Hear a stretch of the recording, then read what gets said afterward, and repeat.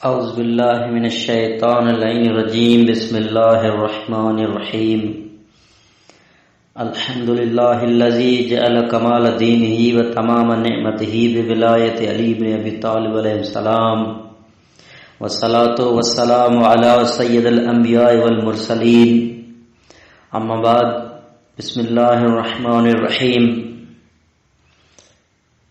معزز سامعین، آج کا ہمارا عنوان گفتگو ہے احکام تقلید۔ سب سے پہلے دین کو دو حصوں میں تقسیم کیا گیا ہے۔ ایک حصہ ہے اصول دین، یعنی دین کی بنیادیں، دین کی بنیاد۔ اصول دین میں 5 چیز آتی ہیں۔ پہلی توحید، اس کے بعد عدل، اس کے بعد نبوت، اور چوتھے نمبر پہ امامت، 5ویں نمبر پہ قیامت۔ یہ اصول دین ہے 5۔ ان 5 اصول دین میں کسی کی بھی تقلید نہیں کی جا سکتی، یعنی یہ نہیں ہو سکتا کوئی کسی کی بات صرف اس وجہ سے مانے کہ وہ کہہ رہا ہے، یہ نہیں ہو سکتا۔ بلکہ اصول دین کے لیے کیا ضروری ہے؟ اصول دین کے لیے فرماتے ہیں کہ ازروِ بصیرت جاننا ضروری ہے، یعنی دل کی گہرائیوں سے اصول دین کو جاننا ضروری ہے۔ اچھا جی، اصول دین کو چھوڑ کر باقی احکامات میں 3 طریقے ہیں، یعنی ہم کو عمل بجا لانا ہے۔ کون سا عمل؟ کہ بھائی فروع دین کا، فروع دین کے جو سارے اعمال ہیں وہ ہم کو انجام دینے ہیں۔ کسی پر بھی فروع دین کے اعمال جو ہے وہ سخت نہیں ہوتے، بلکہ ان پر لازم ہے کہ ہر کوئی اپنے ذمے کے مطابق فروع دین کو انجام دے۔ مثلا نماز پڑھنی ہے، روزہ رکھنا ہے، حج کرنا ہے، زکوٰۃ دینی ہے، یہ سارے عمل انجام دینے ہیں۔ بھائی کس طرح انجام دے؟ نماز کا طریقہ کیا ہے؟ روزے کا طریقہ کار کیا ہے؟ حج کس طرح انجام دے؟ زکوٰۃ کن چیزوں پر واجب ہے، کن چیزوں پر واجب نہیں ہے؟ ان تمام سوالات کے جوابات کے لیے سب سے پہلے انسان یا تو خود مجتہد بنے، یعنی احکامات کو دلیل کے ذریعے حاصل کرے۔ یعنی نماز کے بارے میں، نماز کا مقدمہ ہے وضو کے کرنے کے طریقہ کار پہ، وضو کرنے کے لیے کتنے احکام جو ہے واجب ہے، کتنے مستحب ہے، کتنے مکروہ ہے، وضو کرنے کے لیے پانی کی کیا شرائط ہے، وضو کرنے کے لیے کیا صحیح ہونے کی کیا شرائط ہے، یہ سارے احکامات جاننے کے لیے احکامات کو یعنی خود مجتہد جب بنے گا تو دلیل کے ذریعے، یعنی قرآن، حدیث، اہل بیت علیہ السلام کے فرامین اقوال سے ان سارے مسائل کا حل ڈھونڈے گا۔ نمبر 2، کہ اگر کوئی شخص مجتہد نہ بن سکے تو احتیاط عمل کرے۔ احتیاط یعنی چند مراجع کی تقلید کرے، ان کے توضیح مسائل، ان کے تمام احکامات کی پیروی کرے، اور اسے یقین ہو جائے کہ میرا شرعی ذمہ جو میرے اوپر تھا وہ پورا ہو گیا ہے۔ اچھا، کوئی شخص مجتہد نہ بن سکا، احتیاط عمل بھی نہیں کر سکا، تو اس کے لیے نمبر 3 جو طریقہ ہے کہ لازم واجب ہے کہ وہ تقلید کرے۔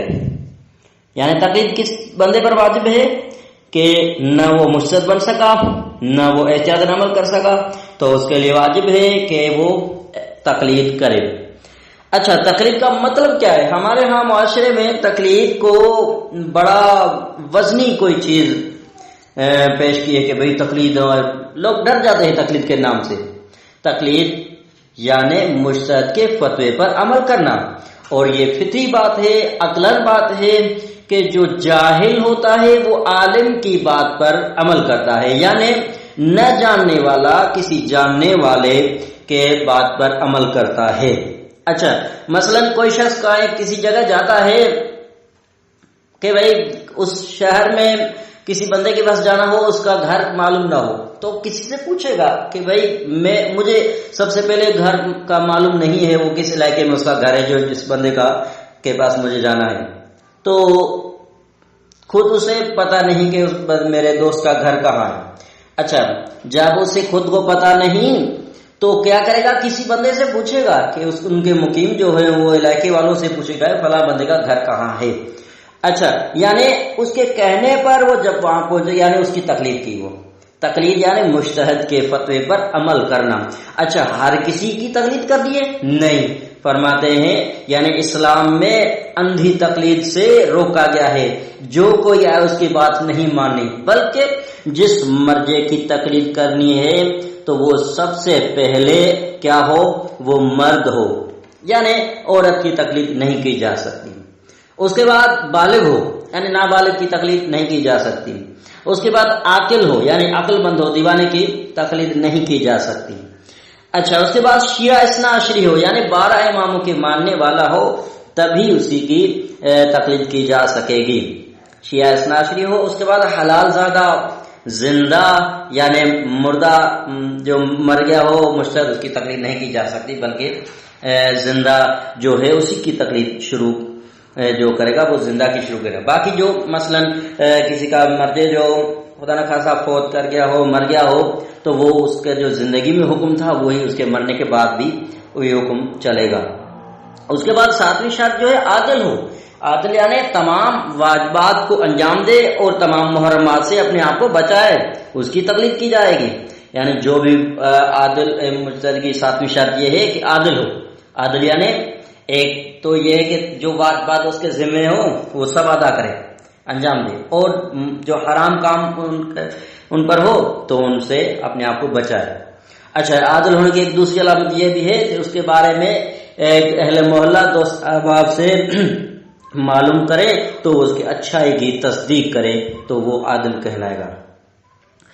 اچھا جی، مجتہد اور عالم کی پہچان 3 طریقوں سے ہوتی ہے. سب سے پہلے خود انسان کو ذاتی طور پر علم رکھتا ہو اور مجتہد اور عالم کی پہچاننے کی صلاحیت بھی رکھتا ہو، تو اس کی جو مثلا اگر فتویٰ مسئلہ درپیش ہو گیا، ہر مجتہد کی جو ہے فتویٰ الگ الگ ہے، تو اس ٹائم ہمارا کیا ذمہ ہے؟ کس کی تقلید کرے؟ جو اس زمانے کے علماء مجتہدی میں سب سے عالم ہو، جو عالم ہو اس کی تقلید کی جائے گی، یعنی اپنے دور کے تمام مراجع میں سب سے زیادہ علم رکھتا ہو اس کی تقلید کی جائے گی. اچھا، مجتہد اور عالم کی پہچان کیا ہے؟ 3 طریقوں سے. سب سے پہلے خود انسان کو ذاتی طور پر علم رکھتا ہو اور مجتہد عالم کی پہچاننے کی صلاحیت بھی رکھتا ہو. نمبر 2 کہ 2 عالم اور عادل ہوں جو مجتہد عالم کی صلاحیت کے پہچان رکھتے ہوں، تو وہ اس کی یعنی تائید کرے تو واقعی یہ مجتہد ہے یا عالم ہے تو اس کی بات مانے. نمبر 3 کہ کچھ اہل علم یعنی اہل خبرہ جو اس کی تصدیق کرے تو یہ عالم ہے، مجتہد ہے. اچھا، اس کے بعد مجتہد کی فتویٰ حاصل کرنے کے 4 طریقے ہیں. سب سے پہلے تو انسان خود مجتہد سے سنے. 4 طریقوں میں سے پہلا طریقہ ہے فتویٰ حاصل کرنے کا کہ خود انسان مجتہد سے سنے. اس کے بعد خود اس تک رسائی نہ ہو سکی تو 2 عادل اشخاص سے سننا جو مجتہد کی فتویٰ بیان کریں. اچھا جی، اس کے بعد کسی ایسے شخص سے سننا جس کے قول پر اطمینان ہو جائے. تو اس کی بھائی وہ مثلا کوئی بندہ آیا، مجھے کہا کہ آیت اللہ کی یہ فتویٰ ہے، اس کے قول کے پر اطمینان ہے تو میں اس کی بات مانوں گا اور ان پر عمل کروں گا. نمبر 4 راہ جو ہے وہ مجتہد کی فتویٰ حاصل کرنے کا کہ مجتہد کی کتاب مثلا توضیح مسائل کی طرف رجوع کرے کہ توضیح مسائل میں جو فتویٰ ہوں ان پر عمل کرے. اچھا جی، اس کے بعد مقلد کو مجتہد کے کسی دوسرے کی تقلید یعنی مثلا مقلد کسی مجتہد کی فتوے پر عمل کر رہا ہے، وہ کسی دوسرے مرجع کی تقلید نہیں کر سکتا. مثلا میں آیت اللہ سیستانی کا مقلد ہوں تو کسی اور مرجع کی طرف رجوع نہیں کر سکتا، کسی اور مجتہد کی تقلید نہیں کر سکتا. اچھا جی، آخری مسئلہ کہ سب سے پہلے احتیاط واجب اور احتیاط مستحب کیا ہے. احتیاط مستحب یہ ہے کہ مجتہد فتویٰ نہ دے مگر احتیاط لگائے کہ اس کو احتیاط یہ عمل کیا جائے، اس احتیاط میں ہم کسی دوسرے مرجع کی طرف رجوع کر سکتے ہیں، مثلا جو فاعل عالم ہو اس زمانے میں۔ اچھا جی، یہ تھا احتیاط واجب۔ اس کے بعد احتیاط مستحب کیا ہے؟ یعنی مجتہد فتویٰ دے مگر احتیاط لگائے تو یہ احتیاط مستحب ہے۔